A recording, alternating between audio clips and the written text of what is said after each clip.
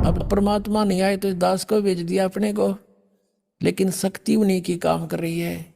और सब पंथ मिटा, एक ही पंथ चलावे। अब देख लेना कुछ दिनों में इस विश्व में एक ही पंथ रहेगा, एक ही भक्ति का मार्ग रहेगा।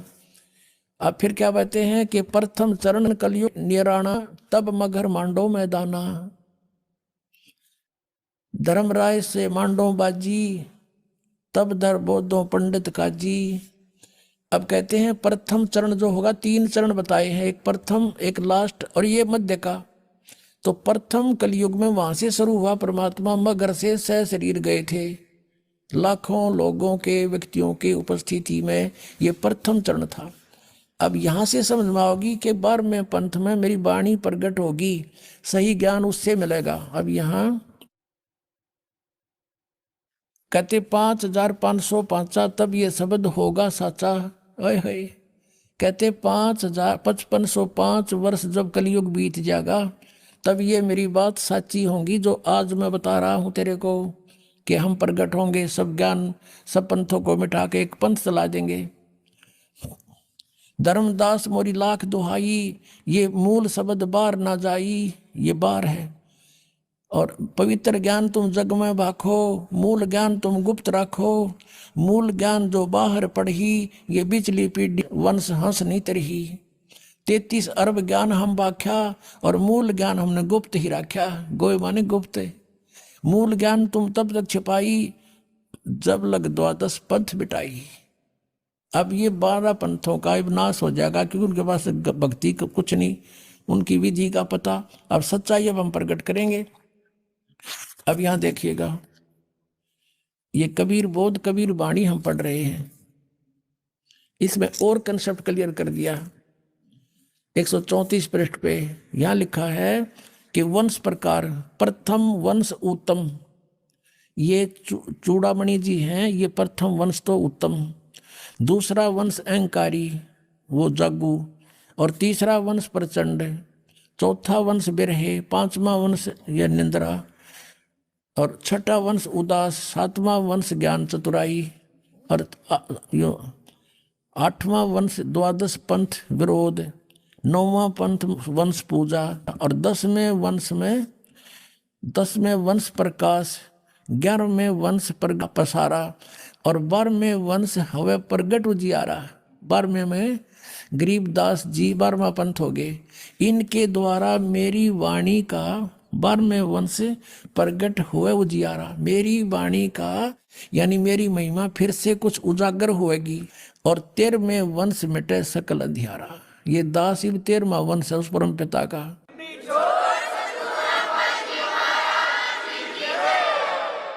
कहते हैं सारा अंधेरा मिट जाएगा, ऐसा ज्ञान देगा वो, सब तरह से सेट कर देगा। 13वें वंश मिटे सकल अंधियारा।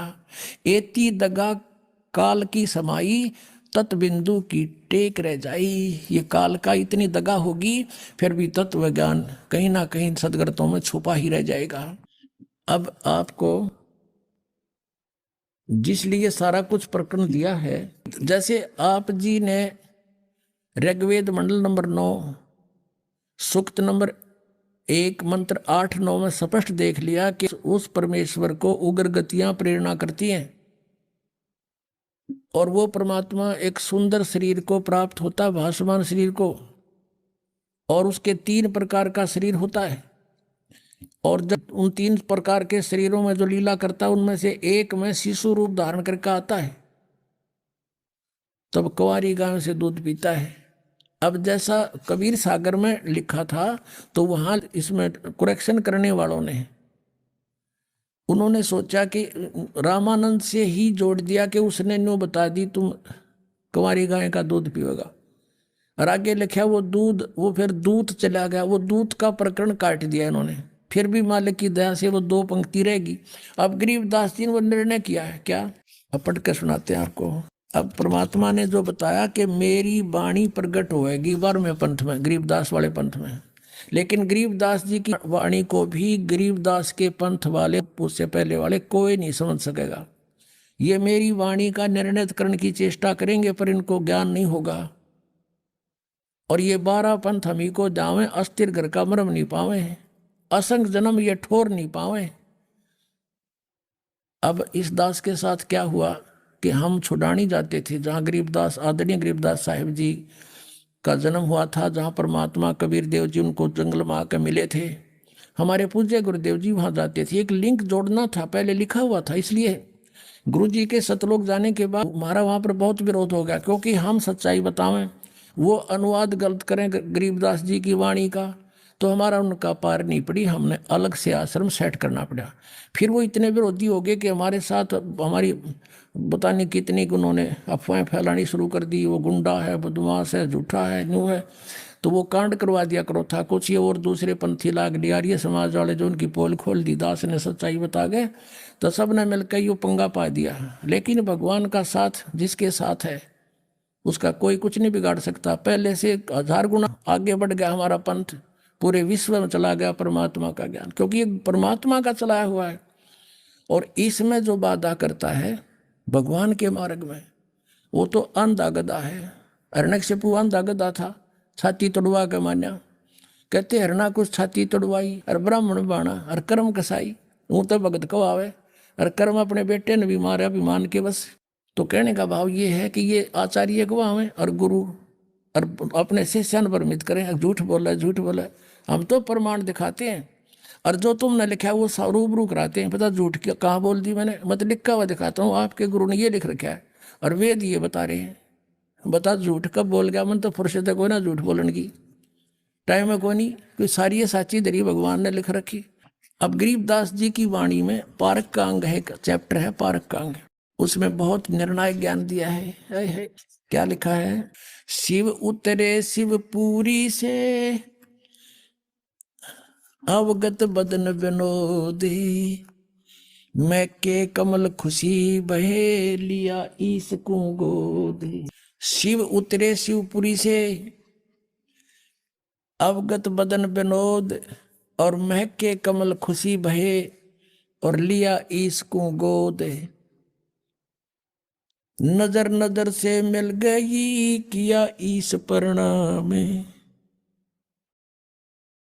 अब गरीबदास जी ने पूर्ति की है, जो वो दूध आ गया, दूध चला गया, फिर खुश हुआ, यो बकवाद कर रखी, कुछ मिलावट और कुछ कटिंग पटिंग करके उन्होंने सोचा कि ऐसा कौन हो गया, ये हो गया। अरे सच्चाई ये थी जो गरीबदास जी ने बताया। जैसे आदरणीय तुलसीदास साहिब जी ने श्री रामचंद्र जी की रामायण लाखों वर्ष पहले जो घटना घटी थी, अब कलयुग में एज इट इज लिख दी चौपाइयों के माध्यम से, और सबको मान्य है वो, क्योंकि एक दिव्य दृष्टि रेंज होती है। उस तुलसीदास की रेंज खुल गई थी, वह दिव्य दृष्टि खुल गई थी, और पीछे की जो चलचित्र की तरह सामने आ जाती सब घटनाएं, वो तुलसीदास जी ने लिख दी थी, और वो सही है। ऐसे ही गरीबदास जी ने, परमात्मा ने गरीबदास जी की दिव्य दृष्टि खोल दी, ज्ञान योग खोल दिया। अब वही जो लीलाएं काशी में घटी थी, उसे अरबों खरबों वर्ष पहले सृष्टि जहाँ से प्रारंभ हुई वहां तक की रेंज मालिक की, क्योंकि ये दूरबीन की रेंज होती है, दूरदर्शी की। तो परमात्मा जो गरीबदास जी को रेंज दी वह सबसे दूर तक की रेंज की थी। तो गरीबदास जी ने जो भी वार्ता हुई वो चलचित्र की तरह देखकर जब बोली ये वाणी, क्या लिखा है, शिव उतरे शिवपुरी से अवगत बदन विनोद, मैं के कमल खुशी भये लिया ईस को गोदे। शिव भगवान ने जो साधु रूप में खड़े थे, बालक रूप परमात्मा को गोद में ले लिया। नजर नजर से मिल गई किया ईस प्रणाम। जब दोनों शक्तियों की आपस में नजर मिली तो उसने परमात्मा को प्रणाम किया शिव जी ने, और क्या कहा, धन मोमन धन पूरे ना ये धन काशी निकाम। कि ऐसे महापुरुष आए। अब वो पहचान तो नहीं सके शिव जी कि ये कौन पुरुष है, कौन भगवान है, लेकिन उनकी जो लीला छवि और अंदर की, क्योंकि इनके अंदर दिव्य दृष्टि होती है, ये अवश्य महसूस हो गया कि ये बहुत परम शक्ति परम सिद्ध पुरुष है। इन ब्रह्मा विष्णु महेश से तो बहुत अन्य और भी सिद्ध से अलग अलग वैरायटी की शक्तियाँ होती हैं, इनसे तो अलग और भी अच्छे संत साधु होते हैं। तो इन्होंने सोचा कि कोई और परम शक्ति है जिसको हम भी नहीं जानते, वहाँ से कोई अवतार आया है ये। तो इस जान करके उन्होंने भगवान शिव ने भी प्रणाम किया। 7 बार चर्चा करी ये बोले बालक बहने, शिव को कर मस्तक धैर्या ल्या मोमन एक धैनु। अब 7 बार कबीर साहब की बालक रूप में, नवजात शिशु रूप में, और शिव जी भगवान साधु रूप में खड़े, 7 बार बातचीत हुई। और वो खड़ी खड़ा देख रहे दोनों पति पत्नी। वो सोच रहे साधु में इतनी करामात है कि मेरा बेटा बुलवा दिया, अवश्य ये मेरे बच्चे को दूध भी पिलाएगा। फिर शिव ने कहा उस सिर पे हाथ धरकर मोमिन को कि धन भाग है तुम्हारे। मोमिन माने मुसलमान। नीरू को कहा कि जाओ, धन भाग है तुम्हारे घर पे, ऐसे बच्चा आया ही तो परम शक्ति है। और इस काशी का भी धन भाग है जहां पर ऐसे संत प्रगट हुए हैं। 7 बार चर्चा करी बोले बालक बहने, शिव को कर मस्तक धैर्या ल्या मोमन एक धेनु। एक धेनु ल्या धैन। और अनव्यावर को दूहत है दूध दिया तत्काल। कंवारी को, बिना ब्याई को कंवारी को दूहत है दूध दिया तत्काल। पीवे बालक ब्रह्म गति ही ता शिव भये दयाल। अब यहां भी स्पष्ट लिख दिया कि कंवारी गाय का दूध पिया उस बालक ने। और वो परमात्मा की उस सूक्ष्म वेद में, लीला में भी लिखा है कि जाके संग बैल नहीं लागा, कि एक गाय ला जिसके संग बैल नहीं लागा, यानी कति अनटच। और वेद बताते हैं, ऋग्वेद मंडल नंबर 9 सूक्त नंबर 1 मंत्र नंबर 8-9 में स्पष्ट किया है कि वो परमात्मा जब आते हैं एक सुंदर रूप धारण करते हैं तेजों में। 3 सतीथि उनका रूप है, उनमें से एक सतीथि जो शिशु रूप में प्रकट होते हैं, उस समय वो बालक रूप में प्रकट परमात्मा की परवरिश की लीला कुंवारी गाय से होती है। आज तक इतिहास सुना दो किसी भी भगवान का ऐसी लीला हुई हो जो वेद में लिख रखा है। जिन्होंने भगवान को देखा उन महापुरुषों ने अपनी एफिडेविट दे रखे हैं। हम सुल्तानी नानक तारे दादू को उपदेश दिया, जात दुलाहा भेद न पाया, ये काशी महे कबीर हुआ। पुणात्माओं, आध्यात्मिक ज्ञान इतना उलझ चुका है कि इसको अब सुलझाना बहुत ही कठिन हो रहा है। ये ऐसा क्यों हो रहा है? हमारे सदग्रंथ क्या बता रहे हैं और हमें ज्ञान क्या मिला? इसका कारण क्या था? इसका कारण है कि ये जिस लोक में हम रह रहे हैं ये काल का लोक है। यहां कोई जीव सुखी नहीं, और ये नहीं चाहता, ये यहाँ का जो स्वामी है ब्रह्म जिसको कहते हैं, सरपुरुष भी कहते हैं, ज्योत स्वरूपी निरंजन भी इसी को कहते हैं, ये नहीं चाहता कि यहाँ के प्राणियों को परमात्मा के विषय में जानकारी हो। इसको भय बना रहता है कि यदि इनको अपने मूल स्थान का ज्ञान हो गया और वहां के सुख से ये परिचित हो गए, या कोई नहीं रहेगा। इस डर से ये राजनीति से और घटिया राजनीति से हमें यहाँ रोके हुए हैं, सुनियोजित षड्यंत्र से हमें यहाँ बांधे हुए हैं, रोके हुए हैं। कोई भी क्रिया देख लो हमने विवश होकर करनी पड़ रही है। शरीर ऐसा दे दिया, यदि इसके अंदर टुकड़ा ना डालेंगे तो ये काम नहीं करे। इसकी रक्षा करनी पड़े, गर्मी सर्दी से भी बचाना पड़ेगा। सारा जीवन हम इसी शरीर के पालन पोषण में लगे रहते हैं, इसी के रख रखाव में पूरा जीवन खो देते हैं, अंत में इसको भी खत्म कर देता है। यदि ये ना नष्ट होता हो तो कोई दिक्कत ना थी। हम इतने ढीठ हो रहे हैं, इन दुखों को भी देख लेते, कोई दिन पड़े रहते अभी। लेकिन ये नष्ट भी साथ होता है, ये डर साथ बना रहता है। कहने का भाव ये है कि जब तक हम इस आध्यात्मिक ज्ञान से पूर्ण रूप से परिचित नहीं होंगे, हम परमात्मा की भक्ति ना तो कर सकते और ना ही अपने उद्देश्य में सफल हो सकते। तो इसके लिए हमने उस परमात्मा को पहचानना है। जैसे आज सुबह के सत्संग में आपको सुनाया था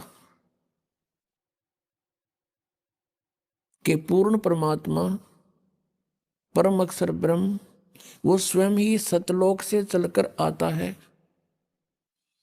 और अपनी प्यारी आत्माओं को, अच्छी आत्माओं को मिलते हैं, उनको तत्व ज्ञान से परिचित कराते हैं।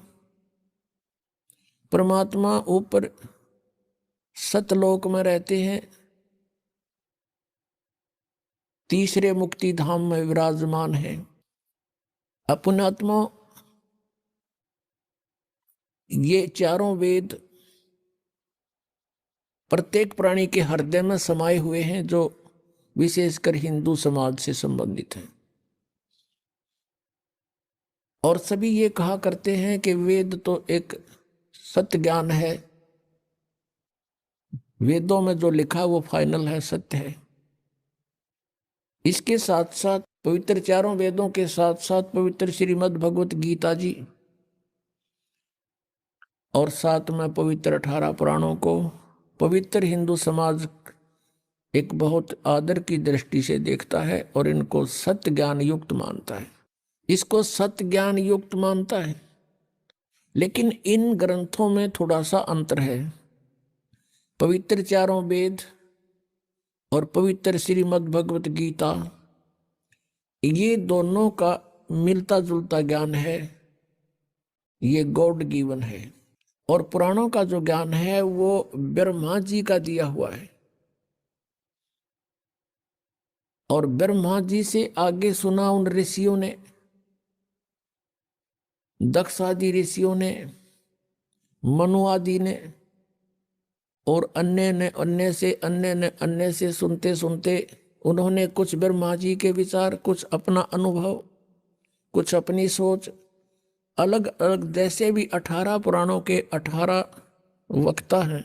18 पुराण इसलिए होगी कि उनके वक्ता भिन्न भिन्न हैं, उन्हीं के नाम से उन्होंने अपने अपने हिसाब से उन 18 पुराण बना दिए। वैसे ही 18 पुराणों का ज्ञान एक ही बोध माना जाता है। तो ये जो ज्ञान है पुराणों का, ये गॉड गिवन नहीं है। पवित्र चारों वेद गॉड गिवन है। पूर्ण परमात्मा परम अक्षर ब्रह्म ने इस ज्योत स्वरूपी निरंजन के हृदय में डाल दिए थे, इसके अंतःकरण में डाल दिए और समय निर्धारित कर दिया कि इतने समय के उपरांत ही अपने आप इसके श्वासों से बाहर आएंगे।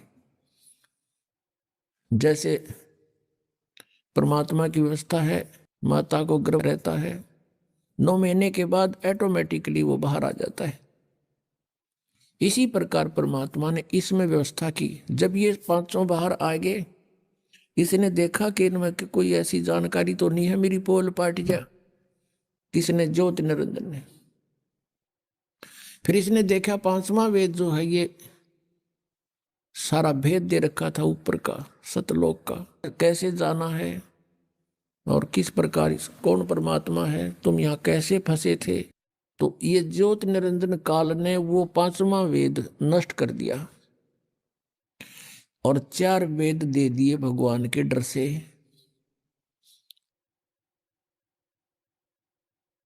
इन चारों वेदों में पूर्ण परमात्मा की महिमा है, साथ साथ में इसकी भी महिमा है। ये कितने सतर का भगवान है, इसकी भक्ति से कितना लाभ हो सकता है। फिर इस काल ने ही ब्रह्म ने चारों वेदों को पढ़ा, उस चारों वेदों वाले ज्ञान को श्री कृष्ण जी में प्रवेश करके इसने बोला। इसमें थोड़ा सा इसने एक आध जगह गड़बड़ करने की चेष्टा की है और उसमें कहा कि ये मेरा मत है। यदि इसका मत वेदों से मेल खाता है तो वेद ज्ञान है वो, और इसका मत वेदों से मेल नहीं खाता है तो इसका अपना ही विचार है, वो भी नहीं मानने हमने केवल वेद ज्ञान को मानना है, और 5वां वेद परमेश्वर ने स्वयं आकर के बोला था उसको मानना है। 18 पुराणों को हमने सहयोगी शास्त्र मान रखा है कि इसमें जो लिखा है इनमें इन ब्रह्मा विष्णु महेश जी की जीवनी है और इन्होंने लिख रखी है, तो इसको हमने इसलिए सत्य मानना है कि इनमें जो लिखा है इनकी सतीथि वह सही लिख रखी है। और जो पुराणों में वेदों के विपरीत ज्ञान है वो मान्य नहीं है। विपरीत कौन सा है? जैसे वे ऑफ वर्शिप। बाकी जो ज्ञान है वो तो वेदों से अलग है ही, वो तो हमने सिर्फ उनकी अपनी जीवनी है, ब्रह्मा जी की क्या स्थिति है, विष्णु जी की क्या स्थिति है, भगवान शंकर की क्या स्थिति है, इस तरह की कहानियां इसमें लिखी हुई, इनकी लीला लिखी है। उसके साथ साथ फिर अपने ऋषियों ने अपना अनुभव लिखा हुआ है, तो उनका अनुभव यदि वेदों के अनुसार नहीं है, वे ऑफ वर्शिप उसकी ऐसी नहीं है, तो नहीं मानेंगे हम। उन्होंने अपनी मर्जी से किसी में कोई मंत्र लिखा है, कोई कुछ लिखा है, वो नहीं मानेंगे, क्योंकि वो उनका अपना सोच है, वेद ज्ञान नहीं है वो। तो इस कारण से वेदों का ज्ञान जो है वो फाइनल है, और पुराणों का ज्ञान भी हम केवल इसलिए मानते हैं कि जो ब्रह्मा विष्णु महेश को अजरो अमर कहा करते, सर्वेश्वर कहते थे, कालज्य और मृत्युंजय कहते थे, और वो यही कहा करते थे कि शिव पुराण में ऐसा लिखा है, विष्णु पुराण में ऐसा लिखा है, और मार्कंडेय पुराण में ऐसा लिखा है, ब्रह्मा पुराण में ऐसा लिखा है। आज हमने उन पुराणों में जो पढ़ा वो ब्रह्मा विष्णु महेश की सतीथि जैसा वो बताते थे उसके विपरीत है, और पुराण वही है। तो हमने पवित्र वेदों में ये जानना है कि उन वेदों में क्या लिखा है, क्योंकि वेद परमात्मा की ही महिमा से परिपूर्ण है, और उन वेदों ने हमें क्या बताने की चेष्टा की है। हमने उन पवित्र सदग्रंथों से ये जानना है कि भगवान कैसा है और कौन है, कहाँ रहता है, उसको कैसे पाया जाता है, हम यहाँ किस लिए दुखी हो रहे हैं, हम यहाँ क्यों भटक रहे हैं। ऋषि महर्षि भी चले गए यहाँ जख मार के, उनको भी रास्ता नहीं मिला, ये कारण क्या है। परमात्मा ने कहा कि 9 मन सूत उड़ जिया, ये ऋषि रहे जख मार, और सतगुरु ऐसा सुलझा दे, उड़ जैना दूजी बार। परमेश्वर ने कहा कबीर साहब ने कि ये 9 मन सूत उड़ जा दिया इन अज्ञानियों ने, और साथ में इस काल ने, ब्रह्म ने।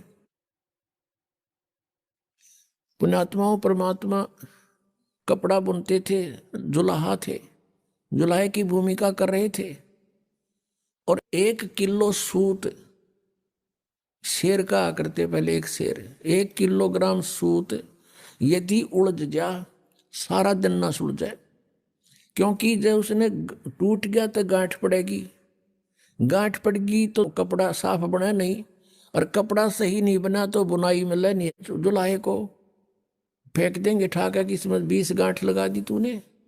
तो परमात्मा कहते हैं कि एक शेर 1 किलोग्राम सूत को सुलझाने में सारा दिन लगाना पड़ता है। तो ऐसे ये आध्यात्मिक ज्ञान रूपी सूत 9 मन उलझा दिया इन्होंने। कोई कुछ ज्ञान बताता है, कोई कुछ साधना बताता है, जैसे श्रीमद् भगवत गीता अध्याय नंबर 4 के और श्लोक नंबर 25 से लेकर 31 तक यही बताने की चेष्टा की गई है कि कोई ऐसी साधना करता है, कोई ऐसी साधना करता है, कोई ऊपर को पैर करके योगासन करता है, कोई देवताओं की पूजा करता है, और कोई स्वाध्याय करता है, कोई तीक्ष्ण अहिंसावादी व्रत रखता है, जैसे मुंह पर पट्टी बांध के नंगे पैरों घूमना। और ये सभी अपनी अपनी साधनाओं को पाप नाशक जानते हैं। फिर तुरंत कहा है 4 अध्याय के 32वें श्लोक में कि इस प्रकार की बहुत विस्तार के साथ यज्ञ यानी धार्मिक अनुष्ठानों की जानकारी सच्चिदानंद घन ब्रह्म की वाणी में, उस परम अक्षर ब्रह्म ने जो स्वयं आकर के अपने मुख से जो वाणी बोली है, वो 5वां वेद है। जिस वेद को काल भगवान ने नष्ट कर दिया था, उसकी पूर्ति करने के लिए स्वयं परमेश्वर ने आना पड़ा, और उस ज्ञान को ऐसे तरीके से बोल के लिखवा दिया कि ये विद्वान पुरुष जो एजुकेटेड मानते थे, संस्कृत के ज्ञाता, वो नो सोचे ये तो ऊट पटांग बकवाद कर रखी है, इसमें कुछ को नहीं तो इसने भी नाश करा देते। तो परमात्मा ने ऐसे गुप्त ढंग से, ऐसी वाणी से, सिंपल सी ऐसे लोकल सी भाषा बोल के पूरा माल भर दिया, उसमें पूरा ज्ञान ठोक दिया। और फिर अपने प्यारी आत्मा से बता दिया कि अभी इसको डिस्क्लोज ना करना। जिनके समझ में आई बात, जिनको परमात्मा मिले, सचखंड दिखाया, वापस छोड़ा। तो उनसे प्रतिज्ञा करवा दी थी कि धर्मदास तो लाख दुहाई, ये मूल ज्ञान अभी की तो बाहर न जाई। मूल ज्ञान बाहर जो पढ़ी, ये बिचली पीढ़ी हंस नहीं तरही। अगर ये ज्ञान आज से 600 वर्ष पहले डिस्क्लोज हो जाता तो ये नकली संत पंथ ये डंडोरा पीटते मिलते और यही मंत्र देते मिलते। ये अधिकारी थे नहीं उस नाम के देने के, तो डुप्लीकेट पासपोर्ट से भी विदेश नहीं जाया जा सकता। तो ऐसी बात बिगड़ जाती। तो परमात्मा इस भक्ति को इस कलयुग तक लाए हैं। कहते 100 छलछीदर मैं करूं अपने जन के काज। हमारे लिए उन्होंने 100 छलछीदर करने पड़े, और उस तत्व ज्ञान को आज बीचली पीढ़ी में लाकर अब डिस्क्लोज करवाया इस दास के द्वारा। इसलिए परमात्मा ने कहा कि धर्मदास तो लाख दुहाई, ये मूल ज्ञान, ये है मूल ज्ञान। और फिर परमात्मा ने एक वाणी और कही है कि 33 अरब ज्ञान हम व्याख्या और मूल ज्ञान गुप्त ही रखा। 33 अरब वाणी बोल दी हमने इस कबीर सागर में और कबीर साखियों में, दोहालियों में, लेकिन ये मूल ज्ञान जो था अब भी हमने गुप्त रखा हुआ था। और अब ये इस दास के माध्यम से सार्वजनिक करवा दिया भगवान ने, क्योंकि अब ये सभी पंथ नष्ट होंगे, इनका अस्तित्व खत्म हो जाएगा कुछ दिनों में। क्योंकि इस बुद्धिमान जनता है, अपने भले बुरे को खूब समझते हैं ये, लेकिन अभी तक इनके नोना जच्ची है कि ये हमारे जो गुरु हैं ये कति नकली हैं। और उनका उस समय यकीन होगा जब इस दास के ज्ञान को अच्छी तरह समझेंगे और सदग्रंथों से मेल कर लेंगे, फिर उन नकलिया न छोड़कर आप आ जाएंगे। कुछ एक ऐसे व्यक्ति होते हैं जो ना कहे किसी की, कहे की माने, और गुरुजी ने जो कह दिया बस ठीक से। उसके बारे में परमात्मा कहते हैं कि चातुर प्राणी चोर है और मूड मुग्ध है ठोठ, संतों के निकाम के इन दे गलजोट। इतने प्रमाण देख के, और जो व्यक्ति नहीं मान रहा कि ये संत नहीं है, कहते फिर वो तो मूड है, मुग्ध मूड ठोठ, फिर वो हमारे काम के नहीं है, वो वहीं पड़े रहे उन दो रहे। एक भक्त कह रहा था जी ये आवत गे सारे जितने दूसरे पंथा दौरा बैठे हैं। उसने एक उदाहरण दिया कि जैसे बाई बस ट्रेवल कर रहे हैं और रास्ते में कई बार बस खराब हो जाती है, तो कुछ तो बुद्धिमान से जब आइडिया ला ले कि यह खराब होगी, झटकम पटकम होने लाग रही है, जब रुक जा, और साथ में दूसरी बस आ जाती है, तुरंत उतर कर चढ़ जाते हैं, वह ना देखते कदे किराया दोबारा देना पड़े। कुछ ऐसे होते हैं कि कंडक्टर ड्राइवर ने कह दे भाई गाड़ी खराब होगी, वो उतर के फिर दूसरी में बैठे।